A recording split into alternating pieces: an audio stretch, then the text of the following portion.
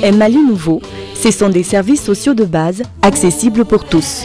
Et cela à travers notamment le renforcement des infrastructures socio-éducatives existantes partout au Mali, l'amélioration des conditions de travail du corps médical et la révalorisation de la fonction enseignante. L'accès de tous à l'eau potable devra être un axe majeur de cette politique. Un Mali nouveau, c'est aussi une politique de l'emploi très dynamique, capable de former des jeunes compétents et compétitifs. L'exigence des Maliens aujourd'hui, c'est un logement décent, la promotion de la culture multiséculaire de notre pays et l'appui au rayonnement sportif de notre pays figurent aussi en bonne place des priorités des Maliens. Comme la population, constituée majoritairement de jeunes, ne cesse de s'accroître, nous aimerions avoir plus d'infrastructures scolaires. Pensez un peu vraiment au système éducatif du Mali. Notre base n'est pas du tout solide. Il faut qu'on ait au moins une très bonne formation chez nous. Je sais qu'avec l'éducation va changer cette année. Parce que nous, les élèves, nous avons eu beaucoup de difficultés. Qui sont à nous les enseignants, vraiment, on souffre beaucoup dans ce pays. La qualité de l'éducation passe bien entendu par beaucoup d'intrants, le matériel didactique, la disponibilité des salles de classe, des maîtres disponibles, bien formés et ayant des conditions de métier, des conditions de vie décentes, une administration scolaire forte. Voilà des mesures qu'il faut prendre à mon avis, qui sont contenues dans le programme, qui permettent donc d'aller vers une école plus performante et une éducation de qualité. Nous les ouvriers voulons qu'ils nous aident à améliorer notre accès au matériel et à nous perfectionner. Nous n'avons pas de centre de santé. Je sais que si Soumaïla Cissé est élu président, nous aurons gain de cause. Il a toujours été là pour nous les jeunes, sur le plan sportif. Il a réaménagé notre terrain de football en y installant toutes les commodités dignes d'un vrai terrain de foot. Il fut un espoir pour les femmes de Samaya en réalisant des forages et en construisant des écoles. Si ça ne tient qu'aux femmes de Samaya, toutes les femmes voteront pour Soumaïla Cissé. Depuis quelque temps, nous parlons de notre programme pour un Mali nouveau. Nous avons parlé de l'économie, de nos institutions. Nous avons parlé de notre société civile. Mais que vaut une économie si elle ne rend pas service aux populations à la base? C'est pour ça que nous allons parler aujourd'hui de notre quatrième pilier. Comment donner à nos populations les services de base. L'éducation, la santé, la solidarité, et tout simplement penser à nos handicapés, penser à nos sportifs. Voilà des éléments que nous devons développer pour que chaque Malien se sente bien au Mali. D'abord, l'éducation. Depuis quelque temps, nous connaissons d'énormes difficultés d'éducation. Il nous faut nous les saisir. Il faut une école fondamentale qui prenne en compte les enfants dès le plus jeune âge.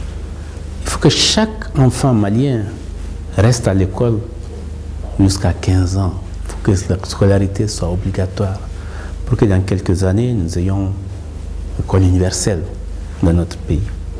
Mais pour ceci, il y a des conditions. Il faut qu'il y ait une école dans chaque village, au moins 3 classes. Il faut que les enseignants, nous puissions leur permettre d'être moins absents. Comment seront-ils moins absents? C'est s'ils sont logés sur le site, s'ils ont des conditions de logement adéquates. Si la fonction enseignante elle-même est reconnue par nos citoyens et revalorisée à hauteur de souhait. Voilà des éléments qu'il faut mettre sur la table et sur lesquels je vais me battre pour que l'éducation soit sur le haut du pavé. Il faut accompagner nos enfants et accompagner les familles les plus démunies. C'est pour ça que je m'évertuerai à ce que chaque enfant ait un livre. Je m'évertuerai à ce qu'on ait des compléments nutritionnels à l'école. Pourquoi pas un petit litre de lait à l'école à chaque enfant, chaque jour? Ceci va aider l'élevage, ceci va améliorer les conditions de santé de nos enfants.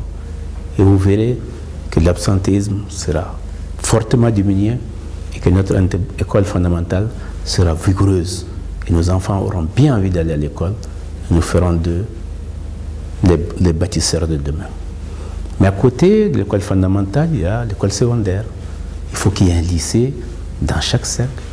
Il faut que nous jouions à l'excellence pour que les plus méritants puissent bénéficier dans chaque région d'un lycée avec internat, bien doté, que nous fassions encore une politique de bourse et qu'à l'enseignement supérieur, que chaque région ait une université, que nous continuions à développer les filières scientifiques, que nous fassions comme des instituts de l'IUG, qu'il y ait d'autres instituts qui sont plus pratiques, plus pragmatiques et qui rencontrent le marché. Vous savez, il nous faut développer l'école professionnelle. Je connais des mines au Mali où les électriciens sont étrangers, les plombiers sont étrangers, les peintres sont étrangers. Pourquoi nos enfants ne peuvent pas occuper cette position? Tout simplement parce que nous n'avons pas développé suffisamment la formation professionnelle. Il nous faut développer la formation professionnelle. Il faut que l'enseignement supérieur soit de qualité, que la hiérarchisation continue, que le système LMD soit vu et que le statut des enseignants de façon générale soit revu pour être au maximum de statuts, qu'il n'y ait pas une multitude de statuts dans nos pays. Et que nous réfléchissions ensemble sur les enseignants qui dépendent du système général et les enseignants qui dépendent des collectivités pour que tout soit harmonisé dans la paix. Parce que l'objectif, c'est un enseignement de qualité pour que demain la relève soit assurée par nos enfants. Vous savez, j'ai occupé des fonctions où j'ai eu à recruter des enfants maliens. Et aujourd'hui, malheureusement, ce n'est pas à notre avantage. Ceci nous interpelle les enseignants, interpelle le gouvernement, interpelle les parents d'élèves. Nous devons œuvrer pour une école apaisée, une école sans politique, mais une école où l'excellence est le maître mot. Je crois que ceci est absolument indispensable. Nous devons aussi donner une deuxième chance à ceux qui n'ont pas pu continuer les cycles scolaires et mettre des systèmes de formation parallèles pour leur permettre à certains, en tout cas, d'être repêchés. Je crois que ceci est extrêmement important. Nous devons continuer à alphabétiser les adultes. J'ai travaillé longtemps dans la zone cotonnière et je vous assure que c'est admirable quand on voit comment les paysans de la zone cotonnière savent calculer, tenir leur comptabilité, écrivent et font des poèmes dans nos langues, tout simplement, en bambara par exemple. Ça veut dire que c'est possible, ça veut dire que c'est faisable.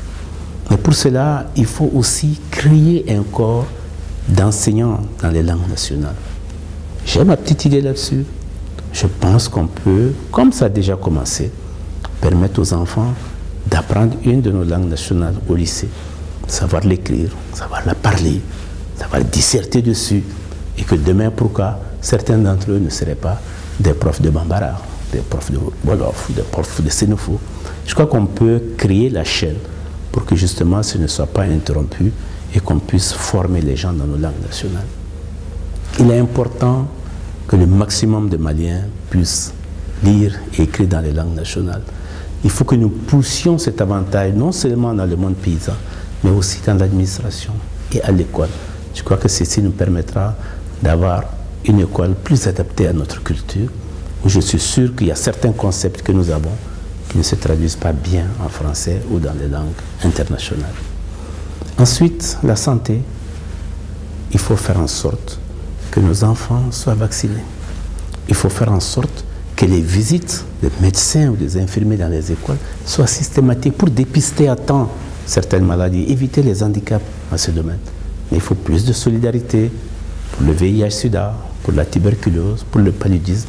Et je crois que c'est des choses sur lesquelles nous allons nous atteler. Mais il faut aussi et surtout que les centres de santé soient les plus proches possibles des villages et que nous nous engagions de façon résolue pour la mère et l'enfant, pour qu'il y ait moins de pertes en vie humaine suite aux accouchements, qu'il y ait moins de mortalité infantile suite aux accouchements et de mères en couche. Je crois que ceci interpelle la conscience collective et doit nous amener à faire un effort important en augmentant le budget de la santé. Dans le budget national, aujourd'hui, il est autour de 10%, il faut l'amener jusqu'à 15% pour capable. Ensuite, nous avons des handicapés dans notre pays. Les handicapés, il faut les prendre en charge. J'ai eu la chance de visiter certains centres. Et je vous assure que parfois, c'est désolant. Vous savez, l'autre jour, à la Mandelme, tout simplement, ils n'ont pas d'électricité parce que personne n'a pris en charge les 10 millions de francs CFA. J'ai eu la chance d'intervenir et d'avoir été écouté par le directeur de l'EDM et le président du conseil d'administration pour leur permettre de retrouver cette électricité. Je crois que ce petit geste de solidarité, chacun de nous doit le faire. Permettre aux enfants qui ont la vue déficiente d'avoir une visite à l'IOTA tout simplement. Voilà des gestes que nous faisons au quotidien et je crois que chaque Malien doit savoir qu'un handicapé, ben, chacun de nous en a quelque part dans sa famille. Il nous faut plus de solidarité envers les handicapés et garantir le quota d'emploi dans les administrations aux handicapés. C'est quelque chose à laquelle je tiens profondément. J'ai eu à le faire au niveau du ministère des Finances et je pense qu'il faut que chacun se dise que cela est possible et que cela est faisable. Nous sommes un pays de culture. Dans ce pays, nous avons des écrivains, nous avons des cinéastes, des créateurs, nous avons des peintres, des artistes. Malheureusement, souvent, ils sont piratés. Souvent, leurs œuvres sont vendues moins cher, mais à la fraude. Il faut que le bureau malien, à ce niveau-là, ait les moyens pour lutter contre la piraterie et les moyens pour sauvegarder la création artistique. Le Mali est connu pour sa culture, pour ses brillants chanteurs, pour ses brillants artistes. Je crois qu'il nous faut faire quelque chose de fondamental dans ce sens. Nous aimons tous le sport. Je crois qu'on peut s'engager à ce qui est une nouvelle CAN, je n'ose pas dire une nouvelle CAN 2002, mais en tout cas une nouvelle CAN au Mali. Et je crois que 20 ans après, notre futur gouvernement y pensera très fort. Aujourd'hui, nous avons une génération qui nous fait honneur. Et cette génération mérite qu'on lui donne la chance de s'exprimer pleinement au Mali. Bien sûr, il ne faut pas oublier les autres sports, comme le basket, où nous avons été très forts ces derniers temps. Mais je pense que sincèrement, il faut ramener le sport à l'école. Il faut revoir ce système qui a très très bien marché, permettre de refaire des compétitions interscolaires, interlycées, interétablissements. Je pense que nous allons créer ainsi une jeunesse plus forte, une jeunesse plus enthousiaste. Et vous savez, il y a énormément de services sociaux de base. Mais quand on oublie l'eau, eh bien on a tout oublié. Voilà un pays où l'eau potable est encore insuffisante. C'est un défi important à relever. Il faut faire des forages là, il faut faire de la réduction d'eau, il faut. Je pense que si on doit mettre la moitié du budget dans l'eau potable, il faut le faire parce que c'est indispensable. Il faut de l'eau.